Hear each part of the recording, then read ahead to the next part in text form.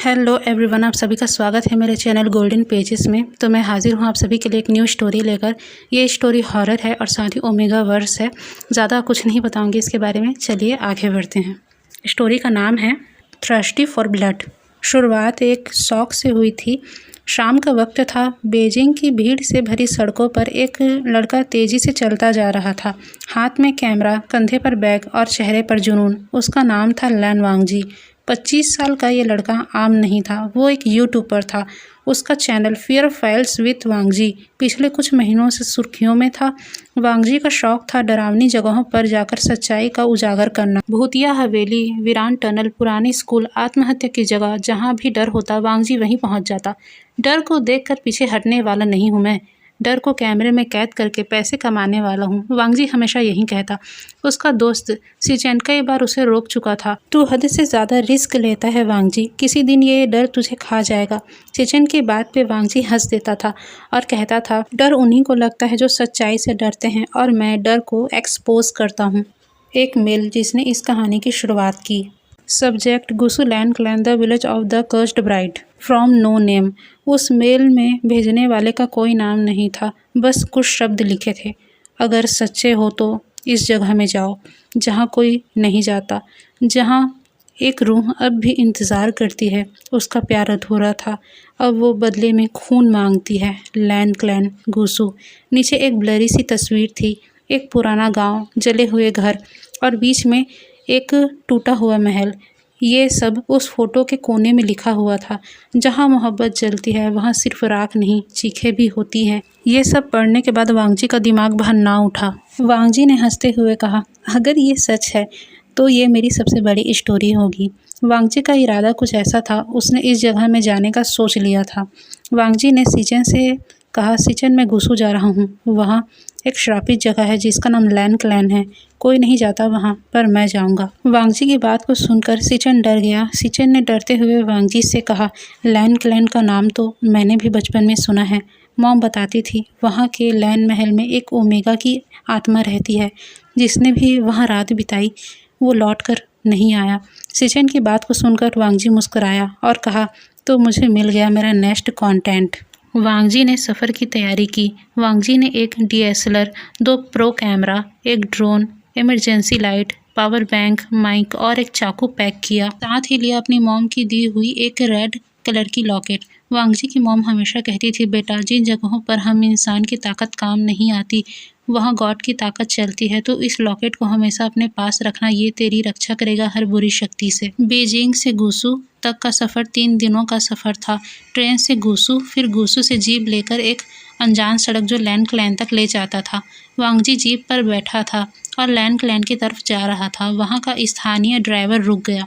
Driver ने वांगजी से घबराए हुए आवाज़ में कहा, साहब मैं यहीं तक आपको छोड़ सकता हूँ, आगे नहीं जाऊँगा। वांगजी ने उस ड्राइवर से पूछा, क्यों, तुम आगे क्यों नहीं ले जाओगे? ड्राइवर ने डरते हुए कहा, क्योंकि आगे वो है जो इंसान नहीं है पर एक इंसान की मोहब्बत में बर्बाद हुई थी। अब वो किसी को जीने नहीं देती, वो ओमेगा सबको ख़त्म कर देगी। ड्राइवर की बात को सुनकर वांगजी अकेला वहीं पर ही उतर गया। कुछ कदम चलने के बाद वांगजी के सामने था लैन क्लैन का एक टूटा हुआ पत्थर, जिस पर बड़े बड़े शब्दों में लिखा था, खतरा, आगे मौत है। यहाँ जलाया गया था एक प्यार, अब वो जिंदा है। वांगजी ने अच्छे तरीके से उस लाइन को पढ़ा और मुस्कुराया। उसने कैमरा चालू किया और माइक लगाया और कहा, तो दोस्तों मैं आ गया हूँ गुसु के लैन क्लैन में, जहाँ 40 साल पहले एक ओमेगा को जिंदा जलाया गया था। कहा जाता है वो अब एक खतरनाक आत्मा बन चुकी है। लोगों का कहना है यहाँ रात में रुकने वाले दोबारा लौट के नहीं आते। मैं यहाँ पूरी रात रुकने वाला हूँ, यहाँ वो भी अकेले। आइए देखें क्या ये सिर्फ कहानी है या सच। जैसे ही वांगजी ने लैन क्लैन के अंदर कदम रखा, तेज हवा चली, चारों तरफ धूल उड़ने लगी और वांगजी के कैमरे में एक धीमी सी आवाज़ रिकॉर्ड हुई, तो आ गया वांगजी। वांगजी रुक गया। वांगजी कंफ्यूज था, क्या हांग वांगचुन? मैं तो वांगजी हूँ। उसी वक्त कैमरा ब्लरी हो गया, आवाज़ आना बंद हो गया। वांगजी चारों तरफ देखने लगा कि आखिर अभी हुआ क्या था, और वो आवाज़ वांगजी ने ज़्यादा सोचा नहीं और क्लैन के अंदर चला गया। लेकिन उस पल वांगजी को नहीं पता था कि उसका नाम अब कोई मायने नहीं रखता। यिलिंग पैट्रियार्क का अधूरा प्यार हांग वांगजुन। वांगजी ने अब उस जगह में अपने कदम रख लिए थे जहां हवा भी खून की खुशबू लाती है। दीवारों में किसी की चीख आज भी जिंदा है। लैंड क्लैन की ठंडी ज़मीन पर सूरज अब ढल चुका था। आसमान पर अंधेरा उतरने लगा था और वांगजी वहां अकेला खड़ा हुआ था। उस जगह जहां लोग पांव रखने से भी डरते थे, लैंड क्लैन गुसू की वो जगह जो 40 सालों से वीरान थी।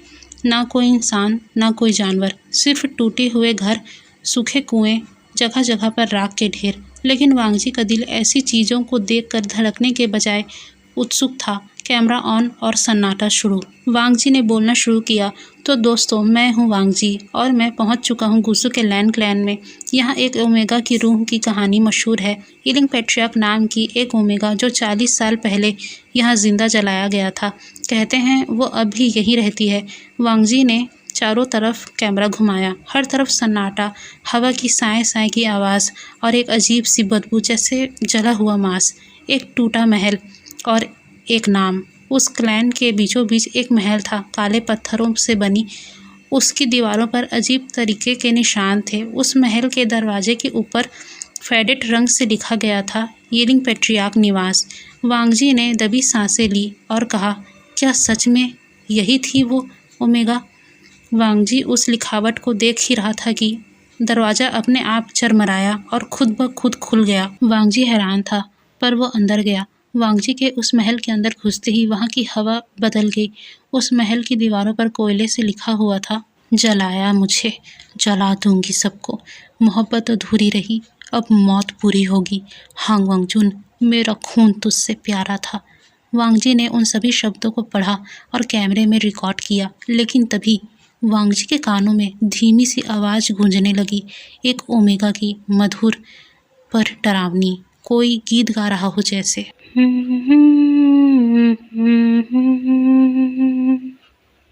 तेरे बिना जी ना सके अब हम तुझे जिंदा रहने ना देंगे। वांगजी चौंक गया और चौंकते हुए बोला, ये क्या था? कोई और है क्या यहाँ? वांगजी पीछे मुड़ा, पर वहाँ कोई नहीं था। और फिर चारों तरफ धुआं आने लगा। कमरे का तापमान अचानक से गिरने लगा। सांसें भाप बन गई और फिर दीवारों से काला धुआं उठने लगा, जैसे राख फिर से जिंदा हो रहा हो। और एक आवाज़ आई, बिल्कुल वांगजी के कानों में ही, तो आ गया, पर लौटेगा नहीं हांग वांगजुन। वांगजी घबरा गया। मैं हांग वांगजुन नहीं हूँ, मैं वांगजी हूँ, वांगजी ने घबराते हुए कहा। लेकिन तभी दीवारों पर खून से एक नाम उभरा, हांग वांगजुन। पर वांगजी उसे देख नहीं पाया। वांगजी की नज़र वहीं कुछ दूरी पर रखे एक संदूक पर पड़ी। वांगजी वहां गया और उसने उसे खोला। अंदर था एक पुराना जला हुआ खत। वो खत जला हुआ था, पर उस पर लिखे हुए शब्द अच्छे से पढ़े जा सकते थे। उस खत में लिखा था, प्रिय हांग वांगजुन, मैंने तुमसे सच्चा प्यार किया, पर तुमने मुझे प्यार के बदले आग दी। मैं चीखती रही, जलती रही, पर तुम हंसते रहे। अब तेरी हंसी मुझे चाहिए, आग में तड़पता हुआ, बिल्कुल वैसे ही जैसे मैं तड़पी थी। अब तू यहाँ से लौटेगा नहीं। मैं तुझे अपना बना लूँगी, हमेशा हमेशा के लिए, सिर्फ़ और सिर्फ तेरी यिलिंग पैट्रियार्क। उस खत को पढ़कर वांगजी के हाथ काँप गए। वांगजी ने काँपते हुए कहा, ये तो मोहब्बत नहीं, पागलपन है, या शायद श्राप। किसी के लिए इतना पागलपन? वांगजी ने उस खत को वापस वहीं रख दिया और जैसे ही जाने के लिए अपने कदम बढ़ाया, फिर किसी के चलने की आवाज़ आने लगी, जैसे कोई बिना जूते के गीली मिट्टी पर चल रहा हो। वांगजी ने उस तरफ कैमरा घुमाया जहाँ से चलने की आवाज़ आ रही थी। तभी दूर कोने में वांगजी को कोई खड़ा हुआ नजर आया। लाल रोब्स, उल्टे पैर, गर्दन टेढ़ी और आंखें बिना पुतलियों के। वांगजी चीखा, काका, कौन है तुम? तभी उस कोने से एक आवाज़ आई। उसने बस एक चीज़ कहा, मैं वो हूँ जिसे प्यार में जला दिया गया था। इतना कहकर वो परछाई गायब हो गई। वांगजी को अब समझ आ गया था कि ये कोई स्टोरी नहीं है, ये सच है। और उस ओमेगा की आत्मा अब उसे हांग वांगजुन मान चुकी है। रात का समय था। हवेली के अंदर अंधेरा और डर दोनों एक साथ मिल गए थे। वांगजी का कैमरा अब रुक रुक कर चल रहा था। स्क्रीन बार बार ब्लेरी हो रही थी और चारों ओर सन्नाटा इतना घना था कि सांसों की आवाज़ भी डराने लगी थी। वांगजी काफ़ी घबराया हुआ था। वो हवेली के उस कमरे में पहुंचा जहां दीवारों पर राख जमी थी। जैसे ही वांगजी ने टॉर्च की रोशनी उस दीवारों पर डाली, उस दीवारों में से धुआं उठने लगा और फिर जैसे किसी ने वांगजी के कानों में चीख मारी, हांग वांगजुन, आग लगाना आसान था, अब उसमें जलने पर कैसा लगता है ये तू महसूस करेगा। वांगजी डर के मारे पीछे हट गया, पर तभी सामने की दीवार पर अपने आप आग लग गई और उस आग में से बना एक चेहरा ईलिंग पैट्रियार्क का। उसकी आंखों से खून बह रहा था और होठों पर मोहब्बत थी। तभी ईलिंग पैट्रियार्क ने कहा, मैं आई हूँ तुझे लेने हांग वांगजुन, तेरी रूह को अपनी रूह में घोलने। तभी वांगजी चिल्ला उठा, नहीं। वांगजी ने देखा वो अपने होश में नहीं था। उसने खुद को ज़मीन पर गिरा हुआ पाया। वांगजी के पूरे चेहरे पर पसीना था। उसने अच्छे से याद किया कि अभी उसने जो देखा वो कोई सपना नहीं था बल्कि सच्चाई थी। वांगजी ने उस तरफ देखा जहां उसे ईलिंग पैट्रियार्क का चेहरा दिखा था, पर अभी वह कुछ भी नहीं था। वांगजी खुद को संभालता है और एक बार फिर पूरे महल को देखने लगता है। कुछ देर बाद वांगजी को एक पुराना शीशा मिलता है जिस पर धूल की मोटी परत थी। जैसे ही उसने उस पर हाथ फेरा, वांगजी ने आईने में देखा तो उसे वो खुद नहीं बल्कि कोई और दिखा। सफ़ेद रोब्स पहने हुए, माथे पर रिबन और आंखों में घमंड। वो और किसी को नहीं बल्कि हांग वांगजुन को देख पा रहा था। वांगजी हैरान था, ये मैं कैसे हो सकता हूँ। तभी वांगजी के पीछे से आवाज़ गूंजी, क्योंकि तू वही है जिसने मुझे जिंदा जलाया था और अब मैं तुझे ज़िंदा रखूँगी पर तेरी आत्मा को बंदी बना लूँगी हमेशा हमेशा के लिए। तभी वांगजी की आंखों में एक अजीब सी जलन हुई और जैसे ही वो अपने होश गंवा कर ज़मीन पर गिरा, उसकी आंखों के सामने एक पूरी की पूरी कहानी तैर गई। फ्लैशबैक 40 साल पहले का गुसु लैंडक्लैन। गुसु की गलियां खुशबुओं से भरी थी। एक सुंदर ओमेगा जिसके लंबे काले बाल, मासूम चेहरा, किताबों से भरी झोली, उसका नाम था ईलिंग पैट्रियार्क। वो गुसु में नया नया आया था लैंडक्लैन में पढ़ाई करने के लिए और हांग वांगजुन लैंडक्लैन के प्रमुख का कुल बेटा, घमंडी, खूबसूरत पर जिद्दी। ईलिंग पैट्रियार्क ने जब हांग वांगजुन को पहली बार देखा तो वो देखते ही रह गया। ईलिंग पैट्रियार्क को पहली ही नज़र में हांग वांगजुन भाग गया। धीरे धीरे दोनों के बीच मोहब्बत पनपी, पर हांग वांगजुन का प्यार सिर्फ एक खेल था। एक दिन सबके सामने हांग वांगजुन ने कह दिया, मैंने तो बस टाइम पास किया था, तो जैसी ओमेगा से लैंस खानदान के अल्फा रिश्ता नहीं बनाते। ईलिंग पैट्रियार्क को झटका लगा। उसने उसे अपना सब कुछ मान लिया था, पर यह बस एक खेल था। ये मानकर ईलिंग पैट्रियार्क को झटका लगा। उसने हांग वांगजुन को मनाने की बहुत कोशिश की, पर हांग वांगजुन ने उसे पूरी तरीके से नज़रअंदाज किया। जब ईलिंग पैट्रियार्क ने ये बात कुल प्रमुख को बताया तब सभी ने उसे ही दोषी समझा और उस पर यह इल्ज़ाम लगाया कि वो काली शक्तियों का इस्तेमाल करता है।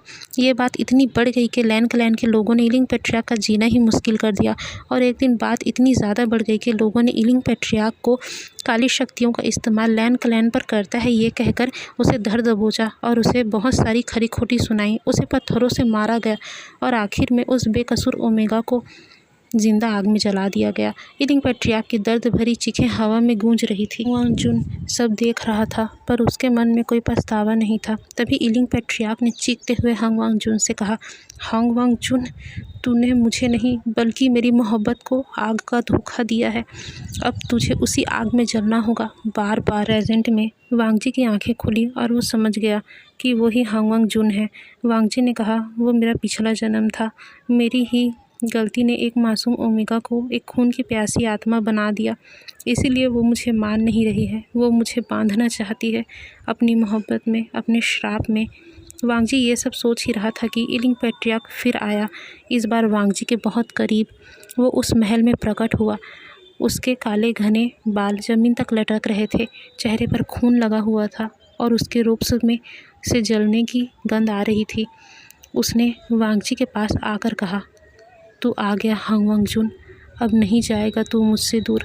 ये रात आखिरी नहीं, ये पहली है तेरे और मेरे खून के मिलन की। वांगजी को लगा जैसे उसकी सांसें बंद हो रही हैं। ईलिंग पैट्रियार्क ने उसके सीने पर हाथ रखा और धीरे धीरे उसकी धड़कनों से कहने लगा, अब ये दिल सिर्फ मेरे लिए धड़केगा। तभी वांगजी खुद को ज़्यादा देर संभाल नहीं पाया और बेहोश हो गया। वांगजी यहाँ बेहोश हो चुका था, पर वो कहीं और खुद को खड़ा पा रहा था। वो खुद को उस महल की छत पर पाता है। उसके सामने एक पुराना बटुआ था जिस पर हांग वांगजुन का नाम लिखा था। वांग जी ने उसे उठाया और देखने लगा। अंदर थी एक अंगूठी जिस पर आगे की तरफ हांग वांगजुन और पीछे की तरफ इलिंग पैट्रियर्क का नाम लिखा था और काफ़ी छोटे शब्दों में एक पुराना वादा लिखा था। अगर कभी जन्मों में हम बिछड़े तो मैं तुम्हें ढूंढूंगी और फिर कभी जुदा नहीं होंगी। वांग जी की आंखें फिर खुली और अब उसकी सांसें किसी और की थी। अब हमें रात का समय दिखाया जाता है। रात अपने चरम पर थी। बाहर अंधेरा इतना गाढ़ा था कि खुद चांद भी छुप गया था। महल की खिड़कियों में से कोई रोशनी नहीं आ रही थी, बस एक सन्नाटा जो चीख से पहले की खामोशी जैसा था। वांग जी की आंखें खुली। सिर भारी था। वांग जी के हाथ पैर बंधे नहीं थे, पर उसका शरीर जैसे किसी अदृश्य शक्ति के वश में था। एक ऐसा कमरा जो समय से बाहर था। वांग जी जिस कमरे में था वो एकदम बदल चुका था। वहाँ पुरानी लकड़ी की अलमारियाँ, पीतल के दीपक और फर्श पर खून से भरे घेरे बने हुए थे, जैसे कोई काला जादू करने की कोशिश कर रहा हो। उस घेरे के बीचों बीच इलिंग पैट्रियर्क बैठा था, पर अब वो पहले जैसा भयानक नहीं लग रहा था, बल्कि बहुत सुंदर लग रहा था। चेहरे पर तेज, आंखों में आंसू और बाल खुले। उसने रोब्स लाल रंग के पहने थे, पर अब उनमें से जलने की गंध नहीं आ रही थी, बल्कि गुलाब की महक आ रही थी। इलिंग पैट्रियर्क ने प्यार भरी नज़रों से वांग जी को देखा और कहा, मैं काली शक्तियों का इस्तेमाल नहीं करती थी हांग वांगजुन। मैं तो सिर्फ एक आम ओमेगा थी जो तुझसे मोहब्बत करती थी। इलिंग पैट्रियर्क की आंखों से खून नहीं, आंसू बह रहे थे। उसने वांग जी को देखते हुए आगे कहा, जिस दिन तूने सबके सामने मेरा मजाक उड़ाया, मेरी रूह तो उसी दिन मर गई थी। लेकिन जब उन लोगों ने मुझे जिंदा जलाया, तब मेरी मोहब्बत श्राप बन गई। पैट्रियर्क की बात को सुनकर वांग जी का डर मोहब्बत में बदलने लगा। तभी वांग जी ने इलिंग पैट्रियर्क से कहा, मैं वांग जी ही हूँ, लेकिन अब मुझे लगता है मैं हांग वांगजुन ही था। पर जो मैंने और उन लोगों ने किया वो बहुत बुरा था। मैं शर्मिंदा हूँ, उस दर्द के मैं काबिल हूँ। तुम मुझे जला सकते हो इलिंग पैट्रियर्क, या माफ़ कर सकते हो। मैं तुम्हारा गुनहगार हूँ। इलिंग पैट्रियर्क अपनी जगह से उठा। उसकी आंखें भरी हुई थी। उसने वांग जी को देखते हुए कहा, मैं तुझे मारना नहीं चाहता हांग वांगजुन, मैं तुझे अपने साथ हमेशा रखना चाहता हूँ। इलिंग पैट्रियर्क ने आगे बढ़कर एक थाल उठाया। उसमें बहुत सारा खून था। इलिंग पैट्रियर्क ने उस खून से भरे थाल को वांग जी की तरफ ले जाते हुए कहा, ये विवाह होगा तेरे खून से, और तू कभी इस शरीर से मुक्त नहीं होगा। हम जन्मों तक साथ रहेंगे, इसी महल में, इसी श्राप में। वांग जी उसकी बातों को सुनकर चौंक गया। वांग जी ने चिल्लाते हुए कहा, ये मोहब्बत नहीं है, ये बंदिश है। लेकिन तब तक बहुत देर हो चुकी थी। इलिंग पैट्रियर्क ने वांग जी की उंगली काट दी। वांग जी दर्द से चिल्ला उठा। उसकी उंगली से खून टपकने लगा और इलिंग पैट्रियर्क ने वांग जी का खून पी लिया। इलिंग पैट्रियर्क ने हंसते हुए कहा, अब तू मेरा है। कोई जन्म, कोई समय तुझे मुझसे छीन नहीं सकता। महल कांपने लगा। दीवारें चीखने लगी, जैसे इस आत्मा का प्यार अब वापस जिंदा हो चुका हो। चारों तरफ आग की लपटें उठने लगी। दीवारें लाल रोशनी से चमकने लगी और वांग जी का शरीर जैसे उसकी आत्मा बाहर खींचती जा रही हो। लेकिन तभी वांग जी की मॉम की दी हुई वो रेड लॉकेट। वांग जी को अपनी मॉम की बात याद आई, बेटा, जिन जगहों पर हम इंसान की ताकत काम नहीं आती, वहाँ गॉड की ताकत चलती है। वांग जी ने अपनी कांपती हाथों से अपने जेब पर हाथ डाला। वो रेड लॉकेट अभी भी उसके पास थी। जैसे ही वांग जी ने उसे निकाला और झटके से उसे इलिंग पैट्रियर्क के गले में डाल दिया, तभी एक तेज रोशनी कमरे में फैल गई। इलिंग पैट्रियर्क चीख पड़ा, नहीं, ये कौन सी शक्ति है? ये मुझे बांध रही है हांग वांगजुन। इलिंग पैट्रियर्क तड़पने लगा। वो दर्द से चिल्ला रहा था। तभी वांग जी से उसकी ये हालत देखी नहीं गई। वांग जी आगे बढ़ा। उसके हाथों में वो रेड लॉकेट था। उसने उसे इलिंग पैट्रियर्क के गले से निकाल दिया। वांग जी की आंखों में आंसू थे। उसने कहा, इलिंग पैट्रियर्क, अगर तू मुझसे सच्ची मोहब्बत करता है तो मुझे आज़ाद कर। मोहब्बत कैद नहीं करती, वो आज़ाद करती है। वांग जी की बात को सुनकर इलिंग पैट्रियर्क ठिठक गया। उसकी आंखों में आंसू थे पर चेहरे पर शांति थी। उसने कहा, तूने सच कहा हांग वांगजुन, मोहब्बत जलती नहीं है, वो जलाने वालों को भी माफ़ करती है। उसने वांग जी की ओर देखा और एक बार फिर मुस्कुराया और राग बन गया। महल शांत हो गया। वांग जी रोया, पहली बार, डर से नहीं, एक आत्मा के प्यार के लिए। अब सुबह हो चुकी थी। वांग जी ने इलिंग पैट्रियर्क की याद में महल के बाहर लाल गुलाब का पौधा लगाया और नीचे एक पत्थर रखा और मन में सोचा, यहाँ कभी इलिंग पैट्रियर्क रहता था, वो मासूम ओमेगा जिसे प्यार में जला दिया गया और उसने सभी को प्यार में माफ़ कर दिया। वांगजी वापस अपने घर लौट आया। उसके शरीर पर खरोंचें थीं, आंखों में थकान, पर दिल में एक सुकून। किसी एक आत्मा को तो उसने मुक्ति दी। बीजिंग के अपने अपार्टमेंट में वो खुद को बदला हुआ महसूस कर रहा था। लेकिन कुछ चीज़ें सिर्फ महलों में नहीं होती, कुछ रूहें इंसान के साथ लौट आती हैं। वांगजी ने अपने यूट्यूब चैनल पर उस पूरी यात्रा की वीडियो सीरीज़ को अपलोड की, द ब्राइड ऑफ ब्लड गुसुलैंड क्लैन फाइल्स। लाखों लोगों ने उस वीडियो को देखा। वो ट्रेंडिंग में नंबर 1 पर था। पर तभी उस वीडियो के नीचे एक अचानक से कमेंट आया, तूने इलिंग पैट्रियार्क को छोड़ा नहीं, तू उसे साथ ले आया है। उस कमेंट के अगले दिन से ही अजीब चीज़ें शुरू होने लगी। आईने में खुद को देखकर वांगजी डर जाता था, क्योंकि कभी कभी उसमें उसे इलिंग पैट्रियार्क दिखता था। रात में दरवाजे खुद ब खुद खुल जाते थे। कमरे में अचानक से गुलाब की तेज़ खुशबू आने लगती थी, जबकि उस कमरे में कोई फूल ही नहीं होता था। और हर बार जब वांगजी सोने जाता, बिस्तर में पहले से ही उसे कोई लेटा हुआ हो ऐसा महसूस होता। पुराने जख्म फिर से खुलने लगे थे। वांगजी के उंगली पर वहीं जगह फिर से दर्द होने लगा था जहां इलिंग पैट्रियार्क ने उसकी उंगली को काटकर खून पिया था।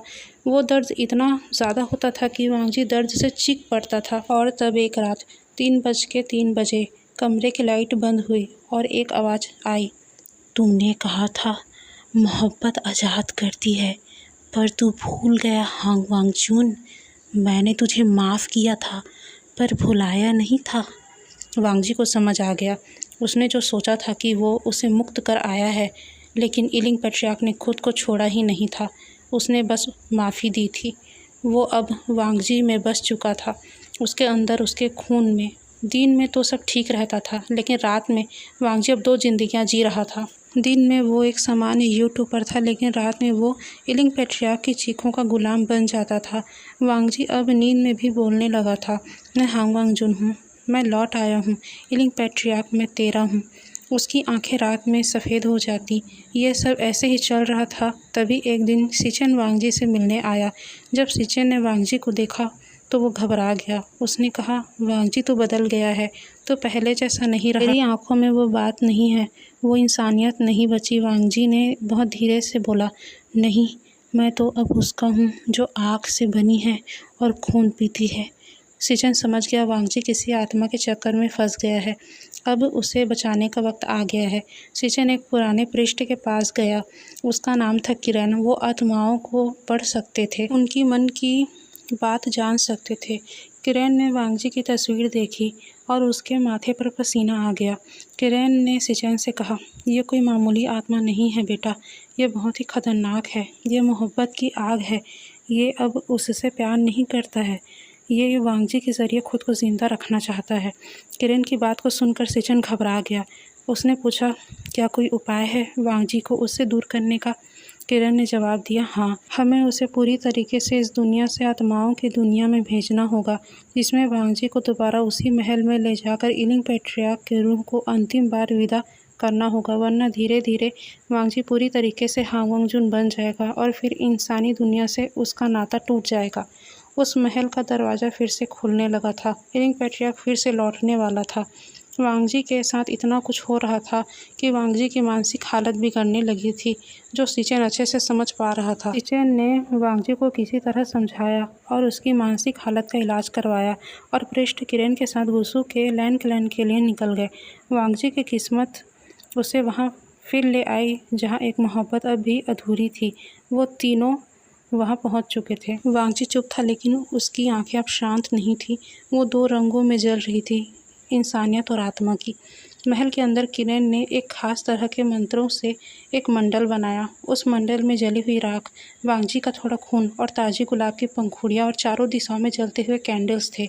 उस मंडल के बीचों बीच में वांगजी को बैठाया गया था और कहा, अब जो होगा वो शरीर से नहीं, आत्मा से होगा। तेरी रूह से उस ओमेगा की रूह को निकालना आसान नहीं है, क्योंकि वो अब तुझसे मोहब्बत नहीं करती, वो तुझ में जीती है। पूजा शुरू हुई। किरण ने मंत्र पढ़ने शुरू किए। धीरे धीरे महल के दरवाजे कांपने लगे और तभी वांगजी के मुंह से वही आवाज़ निकली, हांग वांगचून, तू फिर मुझे छोड़ने आया है? क्यों? अब भी मैं ही तुझे गलत लगती हूँ क्या?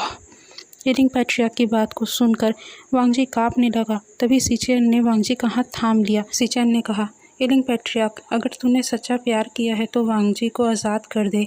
तभी वो आया। अचानक से महल के चारों तरफ जो कैंडल लगे हुए थे वो बुझ गए और बीच मंडप में आग की लपटों में एलिंग पैट्रियार्क प्रकट हुआ। रेड रोब्स, बिखरे बाल और आँखों से खून बह रहे थे, पर चेहरा अब वैसा नहीं था। वो थका हुआ था, टूटा हुआ था। उसने कहा, तुम सब चाहते हो मैं चला जाऊं? अच्छा तो सुनो, हांग वांगजुन ने मुझे जलाया था और वांग जी ने मेरी रूह को छुआ है। अब मैं कैसे जाऊं? एलिंग पैट्रियार्क की बात को सुनकर वांग जी अब उठ खड़ा हुआ। वांग जी कमज़ोर था मगर साहसी भी था।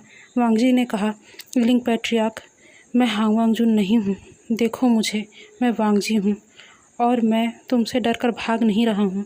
तुम्हारी रूह को इज्जत से विदा करने आया हूँ। एलिंग पैट्रियार्क चीख पड़ा, मैं विदा नहीं होना चाहता, मैं मोहब्बत चाहता हूँ। तभी वांग जी ने किरण से खंजर लिया और अपनी हथेली काट दी। वांग जी का काफ़ी खून बहने लगा। वांग जी ने कहा, ये खून तेरे लिए है एलिंग पैट्रियार्क, लेकिन बदले में तू वांग जी को छोड़ दे। तुझे हांग वांगजुन से मोहब्बत थी, वांग जी से नहीं। और मोहब्बत कभी ज़ोर ज़बरदस्ती से नहीं मिलती, वो रूह से मिलती है, मगर आज़ादी के साथ। एलिंग पैट्रियार्क चुप रहा। उसके आंसू में अब खून नहीं थे, सिर्फ पानी था। उसने आगे बढ़कर वांग जी की कटी हथेली को पकड़ लिया और वांग जी की आंखों में देखा और मुस्कुरा दिया।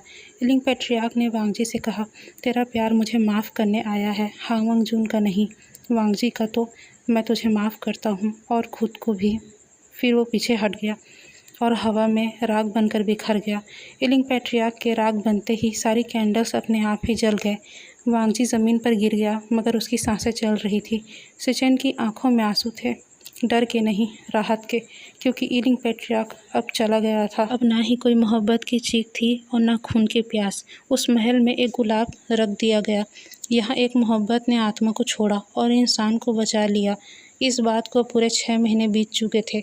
वांग जी अब वापस बीजिंग लौट चुका था। उसका चेहरा पहले जैसा शांत था, ना डर और ना कोई पछतावा, बस एक अधूरी कहानी की शांति। वांग जी ने अब डरावनी कहानियाँ छोड़ दी थी। उसका नया चैनल स्पिरिट्स ऑफ लव था, जहाँ वांग जी उन आत्माओं की कहानियाँ सुनाता था जिन्होंने प्यार में हार नहीं मानी। उसका पहला एपिसोड था एलिंग पैट्रियार्क, जिसने प्यार किया लेकिन श्राप नहीं दिया। वो गुलाब का पौधा जिसे वांग जी ने एलिंग पैट्रियार्क की याद में लगाया था, अब वो पेड़ बन चुका था जिसमें काफ़ी सारे गुलाब आया करते थे। कुसु लैन क्लैन का महल अब एक स्मारक था। वहाँ एक पत्थर पर लिखा था, यहाँ एक आत्मा ने माफ़ किया और एक इंसान ने अपना अतीत छोड़ा। उस गुलाब के पेड़ के नीचे हमेशा ताज़ा महक आती थी, बिना किसी देखभाल के। तो कहते हैं एलिंग पैट्रियार्क अब रूह नहीं रहा, वो प्रेम बन गया है। एक रात वांग जी को एक चिट्ठी मिली, बिना नाम के और बिना पते के। उस पर लिखा था, तू हांग वांगजुन नहीं था, लेकिन तूने हांग वांगजुन का बोझ उठाया।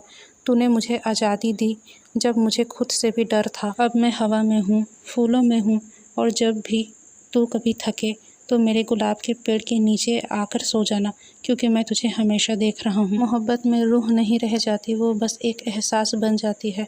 तुम्हारा एलिंग पैट्रियार्क। और वांग जी मुस्कुराया। उस खत को पढ़ने के बाद वांग जी की आंखें भीगी थी, पर मन हल्का था। वो अब चैन से जी रहा था, क्योंकि उसने एक रूह को खतरनाक आत्मा नहीं बल्कि प्रेमिका माना था। तो दोस्तों, हमारी ये स्टोरी यहीं ख़त्म होती है। उम्मीद है आप सभी को पसंद आया होगा। बीच में जो स्टोरी के शोर शराबा हो रहा था, आप सभी उस पर ध्यान न दें, क्योंकि मैं पिछले 3 दिनों से वेट कर रही थी कि मुझे कोई शांत जगह मिले ताकि मैं रिकॉर्ड कर सकूं, पर ऐसा कोई भी टाइम नहीं था कि मुझे शांत जगह मिले। इसलिए मैंने सोचा कि शांति से ज़्यादा ज़रूरी वीडियो लाना है, तो इसलिए मैंने रिकॉर्ड किया। उम्मीद है आप सभी को पसंद आएगा एंड मिलते हैं नए वीडियो में। धन्यवाद।